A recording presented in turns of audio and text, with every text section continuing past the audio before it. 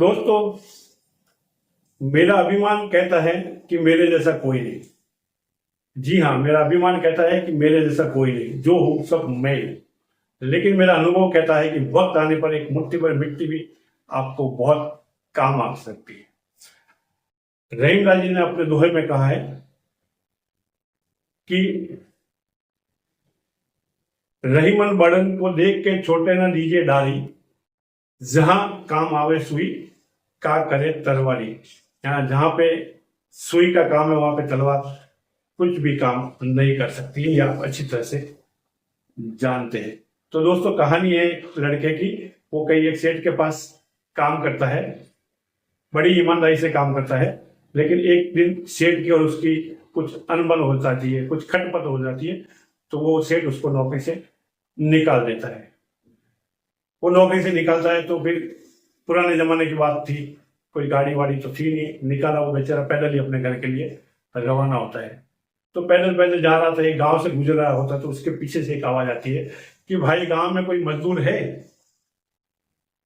कोई गांव में मजदूर है? तो वो लड़का पीछे मुड़ के देखता था, एक बूढ़ा आदमी आ रहा है जो मजदूर के लिए आवाज दे रहा था। तो बोला, बाबा जी क्या बात है, प्रणाम।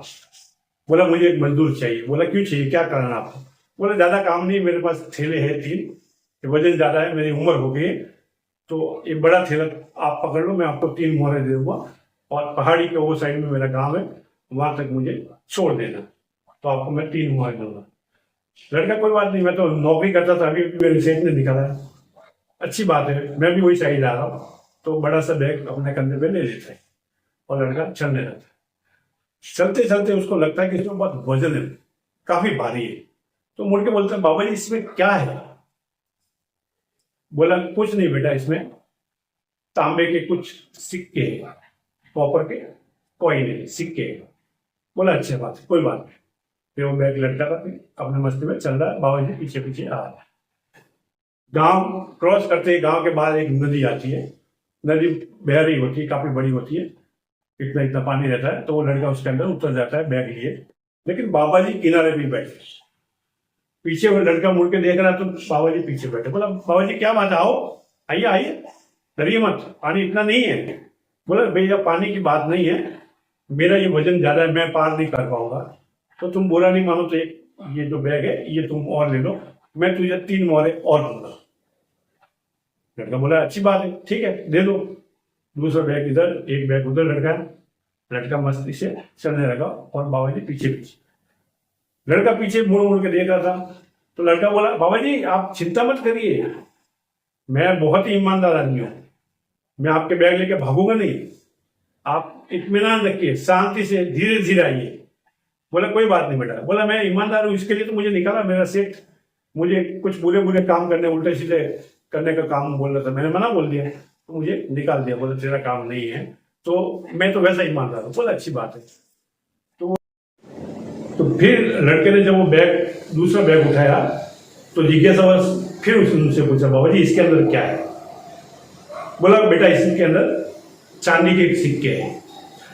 बोला, अच्छा कोई बात नहीं, आप बिल्कुल मत डरिए, मैं बहुत ईमानदार हूँ, आपके सिक्कों को कुछ नहीं होगा, भले मैं आगे निकल जाऊँ, आप पीछे रह जाए, कोई बात नहीं। बोला, कोई बात नहीं, अच्छा अच्छी बात है बेटा।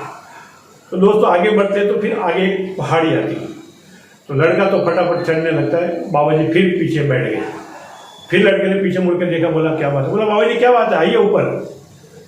बोला, नहीं बेटा, मैं नहीं चढ़ पाऊंगा, तुम बुरा नहीं मानो तो ये बैग भी आप ले लो, मैं 3 मोहरे आपको और दूंगा। लड़का बोला, कोई ठीक है, दे दो। और उसने वो बैग भी ले लिया, और लेते ही तपाक से पूछ दिया। बोला, बाबा जी इस बैग में क्या? बोला, इसके अंदर सोने की मोहरे है, सोने के सिक्के, कॉइन है, गोल्ड कॉइन। लड़का बोला, कोई बात नहीं, अच्छी बात है, आपके जो भी है आप चिंता मत करना, और एक बात ध्यान रखना, मैं ऊपर चला भी जाऊं तो मैं ऊपर वेट करूंगा, आप जब तक नहीं आएंगे मैं नीचे नहीं उतरूंगा। बोला, ये तो बहुत अच्छी बात है, बाबा जी ने बोला। बोला, आप ऊपर बैठना, हम दोनों फिर साथ साथ में आगे चलेंगे। तो दोस्तों जैसे ही वो लड़का बीच पहाड़ी में पहुंचा, पीछे मुड़ के देखा, बूढ़ा काफी नीचे चल रहा है और वो काफी ऊपर चल जाता है। तो उसके मन में पूरे बुरे ख्याल आने लगे। बोला, ये तो बूढ़ा आदमी धीरे धीरे आ रहा है, मैं तो भाग, मेरे पास इतना माल है, ये 9 सिक्के देगा। अभी देखो उसको एक एक पैसे की जरूरत थी, अभी 9 कॉइन की भी जरूरत नहीं है उसको, और ज्यादा की जरूरत है। उसके अंदर का रावण जाग चुका है, उसके अंदर बुराई जाग चुकी है। तो बोला क्यों नहीं मैं ये सब लेके भाग जाऊं, ये क्या पकड़ेगा मुझे, मैं तो घर पे भी पहुंच जाऊंगा, तब तक ये पहाड़ी के ऊपर भी नहीं आएगा। ऐसे उसके अंदर मन में बुरे बुरे ख्याल आने लगे। तो दोस्तों रावण उसके ऊपर हावी हो गया, उसका ईमानदार सो गया, और वो लड़का फटाफट फटाफट पहाड़ी चढ़ने लगा। और चढ़ते चढ़ते फिर उतार था, फिर वो तो भागा, और इतना जोर से भागा कि वो अपने घर में जाकर ही रुका। घर का दरवाजा बंद किया, घर के अंदर गया, सांस ली, थका हुआ था, काफी वजन लेके भाग रहा था, और बोला आज तो मजा आ गया, आज तो मैं बहुत पैसे वाला बना। तो दोस्तों उसने फिर बारी बारी से एक एक बैग खोलना शुरू किया। सबसे पहले जो बड़ा था कॉपर वाला बैग, जो तांबे वाला बैग, उसने वो खोला। जैसे ही उसने खोला तो उसके अंदर पत्थर भरे थे, सिर्फ छोटे छोटे पत्थर भरे थे, और पत्थरों के सिवा कुछ नहीं था। अभी उसका तो माथा ठनका, दिमाग खराब हो गया, तो उतनी स्पीड से उसने दूसरा खोला। दोस्तों दूसरा खोला, दूसरे के अंदर भी पत्थर। सर पकड़ के बैठ गया, बोला ये क्या हो गया, बाबा जी तो मुझे पागल बना लिया, उल्लू बना लिया, जैसे उसमें कोई मांग रहा हो और उसने कुछ गलत चीज दी हो, वैसा उसके ऊपर गुस्सा कर रहा था। बोला ऐसा कोई करता है क्या, अरे ऐसा तू कर रहा हो, बाबा जी ने कहा किया। तो वो इतना परेशान था कि उसने तीसरा बैग खोला फटाक से। तीसरा बैग भी खोला, उसके अंदर भी पत्थर, लेकिन उसमें एक नई चीज थी, उसके अंदर एक चिट्ठी थी जो सबसे ऊपर रखी हुई थी। वो चिट्ठी लेकर वो पढ़ने लगा। चिट्ठी जब पढ़ा तो वो पढ़ते पढ़ते उसमें जो लिखा था, आप बिल्कुल जरूर सुनना, इसको अवॉइड मत करना। चिट्ठी में लिखा था दोस्तों कि मेरा नाम ये है, मैं ये राजा हूँ, और उस गांव का, उस नगर का राजा हूँ, उस प्रदेश का मैं राजा हूँ। मैंने ये बूढ़े का रूप धारण इसलिए किया है कि मेरे कोई संतान नहीं है, और मैंने अभी तक जो राजपाट किया है, जो राज्य संभाला, बहुत ही ईमानदारी से संभाला है।